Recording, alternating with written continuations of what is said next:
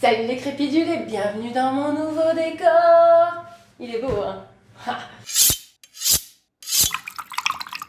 Voilà, à partir de maintenant, c'est ici qu'on va faire les préparations et quelques recettes. Pour faire un merlu enfilé, il nous faut une planche, un couteau à filet et un merlu de ligne de Saint-Jean-de-Luz. Donc on va commencer par écailler le poisson comme on le fait en filet. On n'a franchement pas besoin d'aller couper les nageoires, puisque de toute manière on va faire le long avec le couteau et que ça va rester sur l'arête. Donc on va éviter de perdre du temps à couper avant de faire les filets, ça n'a aucun intérêt. Et quand on travaille, qu'est-ce qu'on fait? On s'attache les cheveux. Hop, voilà. Donc une fois qu'on a fini de l'écailler, on va le mettre en filet. Il faut savoir quand même que le merlu, il a une arête triangulaire. Et si je vous faisais un dessin? Donc là, on a le merlu. Il est rond, c'est un poisson rond, d'accord? Donc si on prend le rond du merlu, on dessine la nageoire du haut, ce qui donne ça. C'est comme si on l'avait tranché, d'accord? Ensuite, il va y avoir l'arête centrale. Arête centrale qui est donc la colonne vertébrale du merlu. On va avoir les arêtes qui sont reliées à la nageoire dorsale, mais aussi les arêtes sur les côtés qui normalement sont assez fines, mais sur le merlu, c'est du cartilage. Ici on a le ventre, là on a le dos, donc du coup il va falloir avec notre couteau inciser la peau ici, venir contre l'arête jusqu'à l'arête centrale, et à partir de là, tout ce morceau là va se décrocher tout seul. Donc on vient faire le contour de la tête. Je déteste travailler sur un plan sale. Hop. Je viens avec mon couteau en biais couper le contour de la tête. Ici, quand vous aurez le poisson devant les yeux, vous voyez bien que l'os de la tête s'arrête en pointe au-dessus de la tête. Donc on va venir suivre cette pointe ici, faire le contour des nageoires. Si vous tirez dessus, ça vous guide le couteau en fait. C'est pour ça aussi qu'il ne faut pas couper les nageoires. Donc on coupe, on tire, on coupe, hop, on a un premier côté. On fait la même chose de l'autre côté, on tire ici, ça guide le couteau. Ensuite, on vient retourner le poisson parce que on travaille toujours la tête en haut, le dos à droite. Comme ça. Si on est droitier, si on est gaucher, la tête en haut, le dos à gauche. On commence comme ça. Ici, on va venir suivre la nageoire dorsale tout le long. Un couteau à filet, c'est long. On utilise la longueur. C'est-à-dire qu'on va venir se positionner contre la nageoire. Si le début n'y arrive pas très bien, on peut retourner le couteau, couper juste la peau. Et on utilise toute la longueur.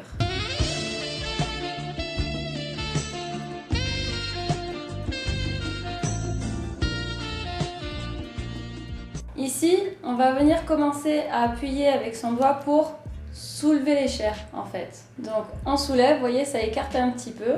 Et là, on va chercher l'arête centrale avec la pointe et on se pose dessus pour faire toute la longueur. Si on sent qu'on passe dessous, on peut venir vérifier. Là, on passe le pouce dedans sans tirer, sans appuyer. Juste on passe dedans. On pense à s'appuyer sur l'arête. Voilà. Ici, il m'en reste un petit peu.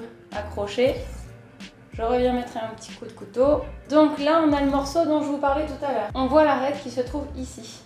Donc on ne peut pas la couper. Elle est beaucoup trop épaisse. Par contre, on peut la décrocher. Là, on va venir terminer le long de l'arête centrale. Là, la colonne vertébrale. On passe de l'autre côté. Voilà. Et quand on est ici, on voit que ça se décroche tout seul en fait. On vient ici couper la membrane, juste la membrane. Le contour de l'arête, là, on la sent. Cet arrondi, là, on le sent. Tac. Et après, vous pouvez décrocher au doigt. Ça se décroche tout seul.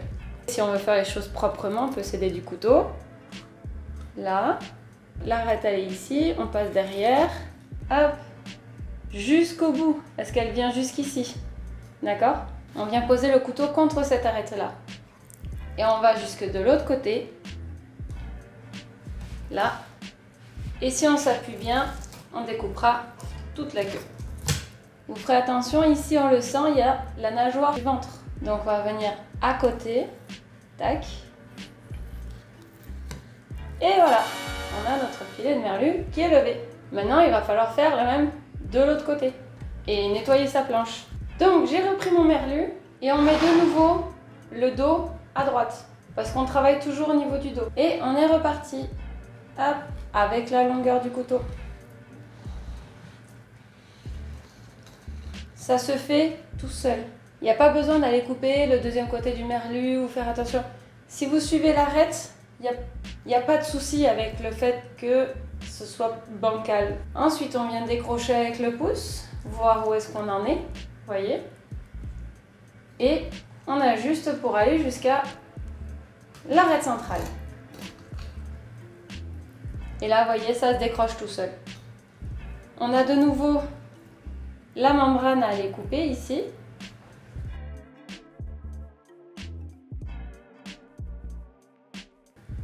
Le merlu, une fois qu'on a compris comment il fonctionne, comment il est fait, ça se coupe tout seul.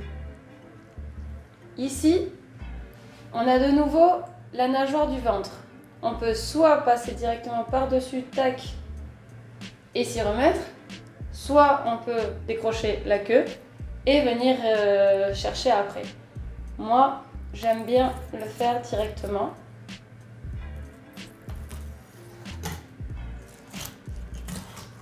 Hop là. Est-ce qu'il reste des arêtes après? Il va en rester quelques-unes qui sont juste ici. Si on vient de toucher avec le doigt, on en sent une ici, 3, 4, 5. Et après, il n'y en a plus du tout. Si on enlève la petite peau, on va voir que celui-ci est vraiment de belle qualité. Il n'a pas d'anisakis. Et voilà mes crépidules, vous avez fait des filets de merlu. C'était facile, non? Bon, si ça vous a aidé, n'hésitez pas à mettre un petit pouce en l'air, à partager, à mettre des commentaires. Si vous savez pas quoi écrire en commentaire, mettez #merlu. On se voit la semaine prochaine pour apprendre à faire un merlu en papillon. Allez, ciao. À la nageoire dorsale. Bienvenue dans mon nouveau décor. Waouh.